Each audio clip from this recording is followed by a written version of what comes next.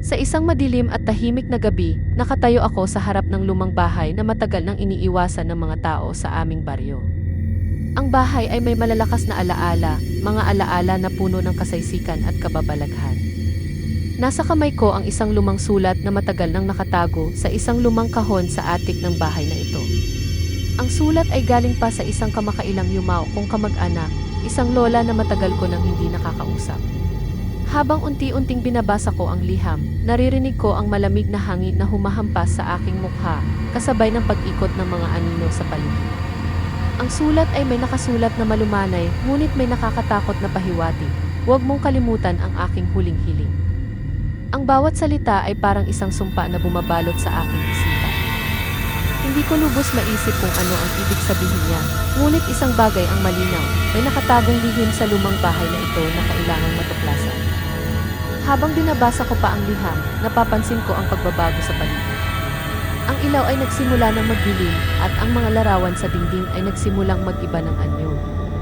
Nakita ko ang mga larawan ng mga taong nakangiti, ngunit sa isang iglap, naging mukha silang mga masakit na nakanganga, nagsasabing, bumalik ka na lang sa amin. Ang mga yabag sa sahig ay nagsimula ng tumunog ng mas malakas, na para bang may mga nilalang na naglalakad sa bawat sulok ng bahay na ito. Bigla kong naramdaman ang malamig na haplos sa aking braso, isang kamay na hindi ko makita ang pinagmulan. Ang mga anino ay nagsimulang mag-umpisa sa pag-ikot-ikot sa paligid ko, nagsasalita ng walang boses, bumalik ka na sa amin, hindi ka nag-iisa. Ang bawat sulok ay puno ng maliliit na mata na nakatingin ng matagal, naghihintay na ako'y makasama nila magpakailan pa man. Ang pakiramdam ko ay para bang ako'y isang nilalang na nakalimutan na, isang bahagi na ng kanilang madilim na mundo. Habang patuloy kong binabasa ang liham, naaalala ko ang isang bahagi na nakasulat dito na nagsasabi, huwag kang mag-alala, hindi ka nag-iisa. Ngunit kahit na ganito, nararamdaman ko ang bigat ng kasaysikan na bumabalot sa akin.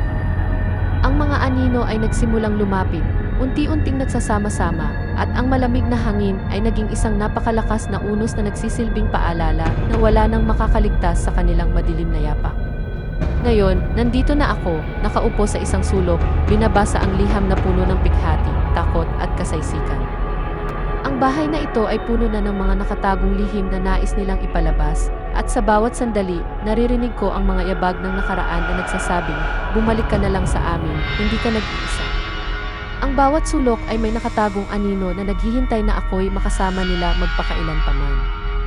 Hindi ko alam kung kailan ako makakalabas dito, ngunit isang bagay ang sigurado, hindi na ako makakalayo sa kanilang madilim na mundo hanggang sa huli kong hininga.